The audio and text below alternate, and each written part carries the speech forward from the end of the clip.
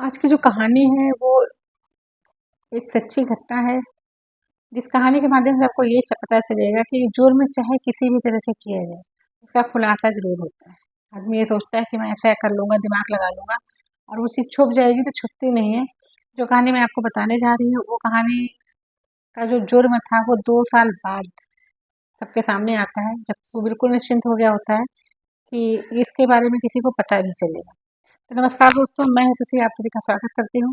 और आज की जो कहानी है, सच्ची कहानी है, वो राजस्थान उदयपुर की है और ये एक सच्ची कहानी है। और चलिए कहानी की शुरुआत करते हैं।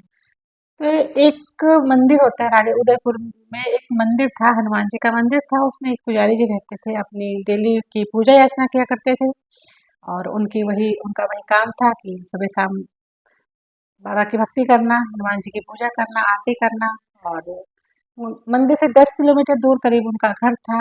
उनके घर में कोई नहीं था, वो अकेले ही रहते थे। घर क्या था, एक कमरा था जो कि उन्होंने किराए पे ले रखा था। उस कमरे में वो रहते थे, कभी-कभार जाते थे, रोज़ का उनका आना-जाना नहीं था वहाँ पे। एक दिन पुजारी जी मंदिर में ही थे, पूजा-पाठ कर रहे थे, शाम की आरती हो चुकी थी।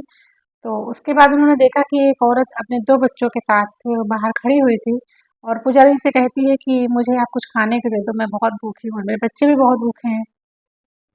तो पुजारी जी ने कहा कि बुलाया उनको और जो प्रसाद का था वो सब उसको दिया, बच्चों को दिया, औरत को दिया, खिलाया उनको। तो उन्होंने पूछा या क्यों, क्या हुआ, तुम्हारे घर में कोई नहीं है जो तुम इस तरह से 2 बच्चों के साथ भटक रही हो, तुम्हारा घर कहाँ है? तो उसने कहा नहीं, हमारा कोई नहीं है और हम बेआसरित हैं, हमारे पास रहने के लिए भी जगह नहीं है। तो पुजारी जी बोले कि कोई बात नहीं, चलो मैं तुमको जगह दूँगा रहने के लिए। पुजारी जी उनको अपने उसी किराए के घर में ले जाते हैं, उस बच्चे को और उस माँ को। और अपने पुजारी जी अपने घर में उसको रखते हैं, कहते हैं कि ठीक है, तुम यहाँ आराम से रहो और तुम लोगों को कोई दिक्कत नहीं होगी। तो वो बच्चों के साथ अपने वो औरत वहाँ पुजारी जी के कमरे पर जो किराए पे ले रखा था, वहाँ रहती थी और पुजारी जी रहते थे मंदिर में ज़्यादातर करके। अब औरत का जो किस्सा था वो ये था कि औरत का अपने पति से डाइवोर्स का केस चल रहा था और औरत चाहती थी कि वो बच्चा उसको मिले, इसलिए वो बच्चों को अपने साथ रख रही थी। और चूँकि उसके परिवार में और कोई नहीं था, सिर्फ़ एक बहन थी, तो उसके बाद भी जब पति से वो अलग रहती थी तो खाने-पीने की दिक्कत थी और अपने जीवन यापन कैसे करे, वो इन सारी समस्याओं से जूझ रही थी वो। ऐसे में ही करते-करते 6 महीने का दिन बीत जाता है, वो पुजारी जी के उसी घर में रहती है। पुजारी जी को भी उससे लगाव हो जाता है और जो पति का केस चल रहा होता है, डाइवोर्स का केस चल रहा होता है, बच्चों की कस्टडी का केस चल रहा होता है, उसकी तारीख आ जाती है और कोर्ट में एक फैसला होता है कि बच्चे जो कि माँ के पास कोई आय का स्रोत नहीं है, बच्चे का भरण-पोषण करने के लिए माँ कैसे करेगी, उसके पास कोई सहारा नहीं है, तो बच्चे पिता को दिए जाएँ। पिता ने भी बच्चों की इस बात की अर्ज़ी लगाई थी कि जो बच्चे हैं वो हमें मिले जाएँ, बच्चों की कस्टडी हमें मिले। तो जब बच्चे कोर्ट का आदेश हो गया तो बच्चे पिता के साथ चले गए। अब वो औरत अकेली बची और वहीं पुजारी जी के घर में वो रहने लगी। किसी को नहीं पता था कि वो कहाँ रहती है, क्या है, क्योंकि उसके परिवार में कोई नहीं था। एक उसकी बड़ी बहन थी, जो कभी-कभार उसको फ़ोन कर लिया करती थी, पूछती थी कि कहाँ रहती हो, क्या चल रहा है।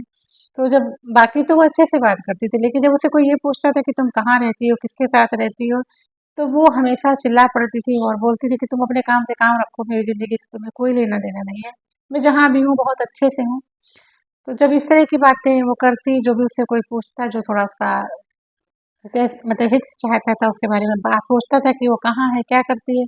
जब वो इस तरह के जवाब देती तो लोगों ने भी उसके साथ फ़ोन पे बातचीत करना कम कर दिया, यहाँ तक कि उसकी बहन भी उससे कम बातचीत करने लगी क्योंकि उसका जो बात करने का तरीका था वो उसकी बहन को नहीं पसंद आता था। तो अब बहन से भी कम बात होती थी और वो वहीं रहती थी, पुजारी जी मंदिर में रहते थे, कभी रूम पे रहते थे। ऐसे करते-करते डेढ़ 2 साल हो गया और वो उन्हीं के साथ रहती। एक दिन क्या हुआ कि पुजारी जी के कमरे से बदबू आ रही थी बहुत ज़्यादा बदबू आ रही थी। तो मकान मालिक ने उनको बुलाया और बोला कि आपके कमरे से बदबू बहुत आ रही है, ये किस चीज़ की है? देखिए शायद कोई इस तरह का जानवर, चूहा या छछूंदर वगैरह आपके कमरे में मर गया है, जो कहीं कोने में पड़ा हुआ है, जिसकी बहुत तेज़ से ऐसा लगता है कि बदबू आ रही है। तो पुजारी जी कहते हैं ठीक है, मैं आता हूँ, देखता हूँ क्या है। और वो आते हैं तो देखते हैं, उनको समझ नहीं आता है क्योंकि उनको तो पता था कि ये बदबू किस चीज़ की है। होता ये है दोस्तों कि जो औरत होती है वो उनके साथ रह रही होती है, तो एक दिन किसी बात पे पुजारी जी का उससे विवाद हो जाता है। तो पुजारी जी का विवाद होता है तो पुजारी जी ने उसका गला दबा देते हैं और वो गला दबाने के मर जाती है। तो पुजारी जी सोच नहीं पाते कि अब इसकी लाश का मैं क्या करूँ? अगर सबके सामने करूँगा तो मैं मर्डर के केस में मुझे जेल हो जाएगी। और तो उनको समझ नहीं आता है कि इस बॉडी का क्या करना चाहिए। एक दिन तो बॉडी वैसे ही रखी रहती है, रात भर वो सोचते रहते हैं कि इसका क्या करें, क्या करें? वैसे ही बंद करके वो मंदिर चले जाते हैं, वहाँ पूजा-याचना करते हैं, फिर लौट के दूसरे दिन आते हैं, पूरा दिन सोचते रहते हैं कि इसकी बॉडी का क्या किया जाए। तो उन्होंने क्या किया, उनके घर में एक ड्रम होता है, प्लास्टिक का ड्रम होता है, वो उस पूरी बॉडी को उसी ड्रम में डालते हैं और चले जाते हैं मंदिर में पूजा अर्चना करने, और शाम को जब लौटते हैं तो सीमेंट की जो कट्टी होती है, 10-10 5-5 किलो की जो सीमेंट होती है, वो लेकर के आते हैं घर में 5-6 बोरी, और वो दिमाग लगाते हैं कि इसको सीमेंट को घोल-घोल के उसी ड्रम में भरना शुरू करते हैं, कि जब ये पूरा सीमेंट से ढक जाएगा तो किसी को पता नहीं चलेगा कि उसकी बॉडी कहाँ गई, और मेरे साथ कुछ होगा भी नहीं। और ऐसा ही होता है, जैसा कि उन्होंने पूरा उसका मुँह सीमेंट से भर दिया होता है, तो उसकी बदबू भी बाहर नहीं आती है। लेकिन होता क्या है कि करीब उसके मरने के 2 साल बाद उस घर से वो बदबू आ रही होती है, जब मकान मालिक ये कहता है कि पुजारी जी आपके घर से ऐसी बदबू आ रही है, देखिए चल करके क्या है। तो उस समय पुजारी जी को समझ नहीं आता है कि इतना भारी ड्रम मैं तो हटा भी नहीं सकता हूँ, और इस बदबू को भी मैं कैसे रोकूं।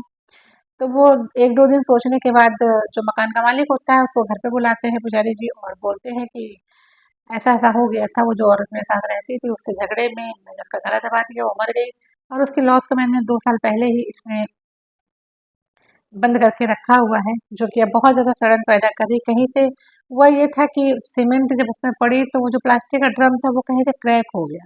क्रैक होने के साथ-साथ उसके अंदर से जो पानी बह-बह के आ रहा था उससे बदबू आ रही थी। तो पुजारी जी ने जब सारी बातें बताई उनको, तो जो मकान मालिक थे वो पुजारी जी पे बहुत श्रद्धा रखते थे कि ये मंदिर के पुजारी हैं। तो उन्होंने कहा कि ठीक है पुजारी जी, आप परेशान मत होइए, हम लोग इसका कुछ उपाय करते हैं, आपको कुछ नहीं होगा। तो फिर उस ड्रम को पलटा जाता है, उस ड्रम को तोड़ा जाता है, तोड़ करके उसकी जो सीमेंट में पूरी लाश जो सीमेंट में होती है, तोड़-तोड़ के सीमेंट को अलग किया जाता है, ड्रम को जला दिया जाता है, और जो बाकी बचे होते हैं उसको ले जाकर के नदी में प्रवाहित कर देते हैं। ऐसा करने के बाद अब पुजारी जी भी निश्चिंत हो जाते हैं कि अब तो जो कुछ भी था लाश भी कमरे से चली गई, अब किसी को कुछ भी नहीं पता चलेगा। मकान मालिक भी कहता है कि आप परेशान मत होइए, सबका उपाय हो गया, अब आपके साथ कुछ नहीं होगा। लेकिन दोस्तों होता क्या है कि एक दिन एक पुलिस स्टेशन में एक फ़ोन आता है कि जो उदयपुर मंदिर के जो पुजारी हैं, हनुमान मंदिर के जो पुजारी हैं, उनके साथ एक औरत रहती थी। वो पिछले 2 सालों से दिखाई नहीं दे रही है। तो आप लोग पता करिए कि वो औरत कहाँ गई? तो पुलिस सोचती है कि पूछती है कि कौन बोल रहा है? तो वो बोलता है मैं आपको ये नहीं बताऊँगा कि मैं क्या कौन बोल रहा हूँ, लेकिन आप इस राज का पता लगाइए। तो पुजारी जब उस पुलिस वालों के पास जब उस आदमी का अनजान व्यक्ति का फ़ोन आता है, तो फिर पुलिस इंक्वायरी करने पहुँचती है, सोचती है हो सकता है इस घटना में कोई सच्चाई हो। आस-पास के लोगों से पूछती है तो लोग बताते हैं कि हाँ, पुजारी जी के इस कमरे में एक औरत रहा तो करती थी, लेकिन पिछले 2 सालों से नहीं दिख रही कि वो कहाँ गई। पुजारी जी से पूछते हैं तो पुजारी जी कहते हैं कि वो अपने रिश्तेदारों के पास चली गई है, वो हमारे पास नहीं रहती है। फिर जाँच-पड़ताल और शुरू होती है और चीज़ें ढूँढी जाती हैं। फिर जब पुलिस को शक होता है तो पुलिस पुजारी को पकड़ती है। फिर पुजारी को पकड़ने के बाद पुजारी सारी चीज़ें बताते हैं कि हाँ, हाँ, ऐसा हुआ था, मैंने ही उसका मर्डर किया, और इस तरह से उसको ड्रम में रख कर के सीमेंट से पैक करके मैंने रखा है। अब उसकी लाश हम लोग ने गंगा जी में पास की नदी में प्रवाहित कर दी है। ऐसे करके राज खुला। अगर वो एक अनजान व्यक्ति पुलिस को फ़ोन नहीं करता, तो शायद ये पुजारी ने उस औरत का मर्डर किया है, ये कभी उजागर ही नहीं होता। तो दोस्तों इस कहानी को सुनाने से ये नहीं कि किसी के मन को ठेस पहुँचे या कुछ और, मैं सिर्फ़ इससे आप लोगों को सचेत करना चाहती हूँ कि इस कहानियों के माध्यम से हमें एक सीख मिलती है सचेत होने की, सावधान होने की। तो मेरी कहानी सुनाने का सिर्फ़ मतलब इतना ही होता है कि अपने आस-पास की चीज़ों से सावधान रहिए, सचेत रहिए। मिलते हैं किसी नई कहानी में, तब तक के लिए नमस्कार।